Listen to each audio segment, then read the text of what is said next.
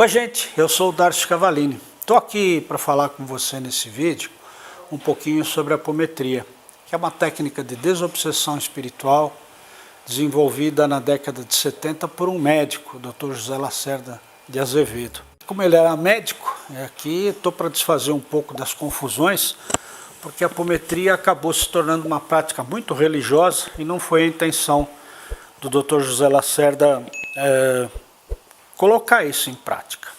A medicina trata o corpo físico especificamente. Os alunos são ensinados para isso. Os alunos mexem na parte prática da faculdade com cadáveres. Cadáver não tem alma. E eu costumo dizer que a apometria é a medicina da alma. Então a gente tem que entender qual a contribuição da apometria para a medicina. É simples, todas as doenças são somatizadas no corpo físico, mas elas não nascem no corpo físico, elas são criadas a partir do nosso corpo astral, que é aquela parte espiritual que nós temos, que somos o espírito que tem um corpo físico. Então todas as ações emocionais, o nosso corpo ele só transmite a ideia que o espírito está sentindo, ou seja, o corpo físico não fica triste, o corpo físico não chora, o corpo físico não tem orgasmo, o corpo físico não fica irritado. Não. Ele só é utilizado como veículo para que a alma manifeste aquilo que está sentindo. Então, como nascem as doenças no corpo físico? Primeiro nós temos que entender que temos um processo kármico. Ou seja, o que eu fiz em outras encarnações que não consegui entender e resolver dentro das leis universais, criou um registro de memória e ficou aqui, no meu arquivo pessoal, no meu arquivo acástico. Todas as vezes que eu escolho vir para a Terra, para poder de novo experimentar e tentar resolver essas questões que estão lá escondidas nesse meu arquivo, acabam chegando no corpo físico que eu criei para esta encarnação de forma inconsciente. Então eu vou recebendo motivos na minha mente para resolver isto ou aquilo. E eu vou fazer uso do meu livre-arbítrio, do meu conhecimento, né, dos meus sentimentos, dos meus paradigmas para decidir cada passo da minha vida. Quais as decisões que eu tomo. Qual é o critério de decisão que eu estou utilizando para dar os passos da minha vida. E aí é que eu crio as doenças. Por quê? Porque eu crio o sentimento, que é a parte divina do meu corpo, está aqui no coração. Primeiro eu sinto, depois eu penso, e o pensamento serve para identificar, ou qualificar, ou decodificar o que eu estou sentindo.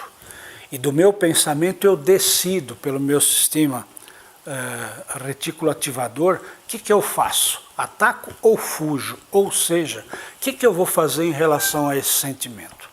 Em relação às coisas corriqueiras da nossa vida, quando tudo é proibido ou é pecado, eu sinto, e quando eu vou pensar é proibido e é pecado. E eu não deixo de fazer o que eu sigo de regra, que fui educado, que foi orientado para fazer assim, ser educado, ser elegante. Então eu deixo de realizar meus sentimentos. E, sendo assim, cada sentimento que eu crio, que vai para a minha cabeça, que eu trunco, eu travo, é mais um registro de memória que eu estou criando.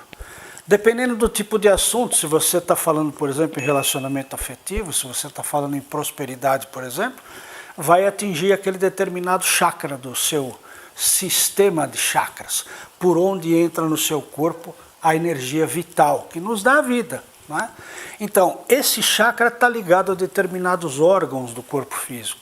E se eu travo uma informação que a energia não flui nesse chakra, obviamente vai se acumular bloqueios de energia naquele campo que atinge o chakra, ou seja, que são os tecidos e os órgãos. Quando você está falando em prosperidade, por exemplo, se você se torna um sujeito ansioso, está querendo por demais realizar uma coisa que não consegue, isso te deixa ansioso, irritado, né? Você gasta muita energia do que vai acontecer lá na frente agora, e você não realiza. O que passa a acontecer? Seu estômago passa a ser atingido, porque aí está o chakra da prosperidade.